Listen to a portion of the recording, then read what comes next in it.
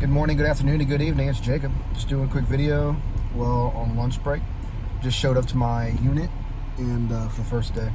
And as you can see, I'm gonna do a video on being airborne, what airborne school is like, and then what being a paratrooper is really like. So airborne school consists of 3 weeks. You got ground week, tower week, jump week. It's fairly simple to get in. Only requirements, basically, if you volunteer before you go into the Army, if you can get it at AIT, you're gonna have the ability to put a request in to go, and when you get your unit, you can try.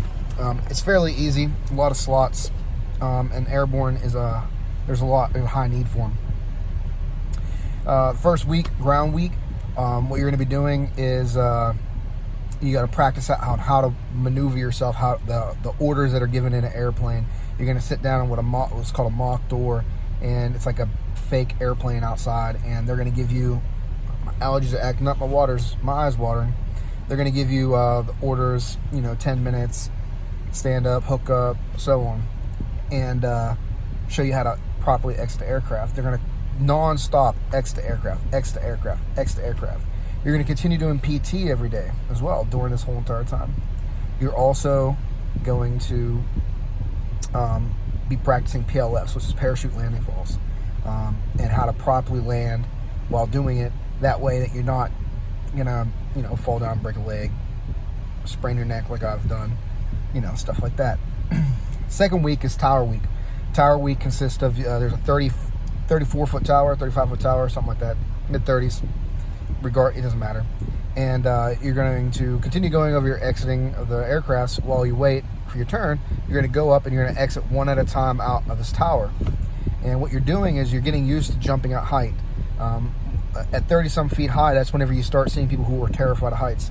The very first time that I went out the tower, I looked at the Sergeant Airborne, and I was like, "Sergeant, I'm gonna need you to push me out." And he was like, "You sure?" I'm like, "Yeah, because I'm not jumping." He's like, "Okay." He said, "Green light, go," tapped me on my butt. I didn't move, so he shoved me out. I failed that first thing. Now, if you fail this, it's not like you get a failure, you get an F, you get counseled or nothing like that. You just gotta redo it. They'll let you redo it as long as possible until they run out of time or whatever. Second time, I passed. The reason why is because when you jump out, you're supposed to keep your feet and knees together, and I kind of flailed out. But once you exit that, I was scared to death of heights. And then you're gonna practice that. You're gonna do one at a time. Then you're gonna do it one at a time, but this time you gotta lower a rucksack from your legs prior to getting to the end of it, right? To get to the end of the zip line. This is like to practice making sure you're able to jump out, check your parachute for any deficiencies, and lower your rucksack prior to the time where it's time for you to hit the ground. Then you're going to practice jumping out 4 people at a time out of the same door, which gives you practice at like knowing the correct time that you need to let the person jump and then you exit. Should be 1 second in between each person. Third week is jump week. You're going to jump 5 times. 2 of those are going to be Hollywood, which means just you and the parachute and the reserve. And the other 3 are going to be combat, which in jump school, what we did was we did a very light assault pack, not a rucksack. And we had a weapons carrying case with a 2x4 in it, not a real weapon. So everything's real light, so it's not really a big deal.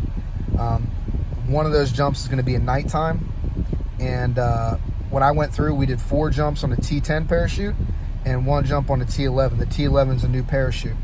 Now they're doing all 5 jumps T11 because the T10 is considered it's out of date, right? On these jumps, your first jump or your first 2. I want to say it was my first jump only. We did 1 door at a time, 10 jumpers. So right door jumped 10 people, and then the left door jumped them.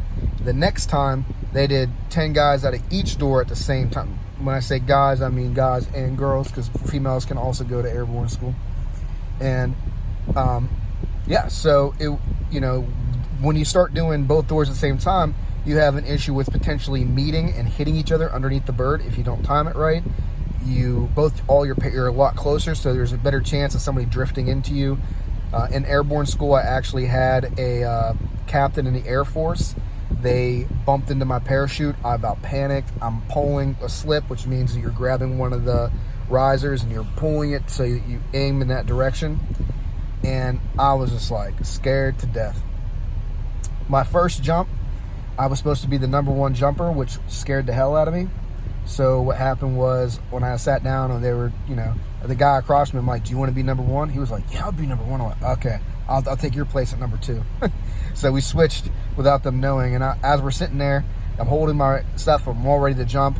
We're at 30 seconds left, and the jump master comes up. And, I'm #2, so I'm looking right at him. And he's like, look me in the eyes. And I got tears just rolling down my face like bad. So then it's like he starts smiling because he realizes. And then I'll hear his green light. I didn't even hear him say go. Next thing I know, it kind of like blacked out. Like didn't really, I don't know, just went. And it was so peaceful when you're just up there. A lot of space between you and everybody else. It's peaceful. So that's what airborne school is basically like. The main thing that's going to get you is the PT test, which shouldn't get you, and then the getting injured. A lot of people get injured at airborne school because you're jumping out of an airplane and you're hitting the ground very fast. So, yeah. Now, what is being airborne like? Now, I am not infantry. I've been spent my whole entire time in an infantry unit, but I am commo, which means I'm jumping more than the infantry guys in most cases. Now, you have mortarmen who will jump more than me because they're jumping tubes that weigh like 40 pounds apiece. You got medics who are jumping probably very similar to us because they're jumping their med bags and stuff like that. But for the most part, commo and medics are going to be, and mortars are the 3 heaviest jumpers normally. I've jumped up to 120 pounds in my rucksack, and at the same time jumping 45 pounds in my Moss C, which is my weapons carrying case. I have 44 jumps. I got dinged up on 3 jumps total. One jump just really didn't feel good after. Just hit, kind of sore, achy in the neck, whatever. Wasn't too bad. Moved on. And then my last 2 jumps, it's funny because of my last 2, but 2 jumps ago when I jumped out, somebody dropped their ruck almost immediately. You're not supposed to lower your rucksack until you're 200 feet from the ground or at tree height level. This person did it, and they start to oscillate, which means that they're swinging back and forth, and they ended up right over top of me. His rucksack landed on my parachute. My parachute started caving in. Well, an estimate from what somebody told me that saw me on the ground was about 50 to 100 feet. My parachute just gave out, and I just fell. And I sprained my neck, sprained both my ankles, got a contusion on my kneecap. It's not bad. It could have been a hell of a lot worse. I've seen people fall a full 1,000 feet and hit concrete. Legitimately, this was in Italy. His name was Glenny. Sorry, I didn't tell you his first name, but it can be dangerous.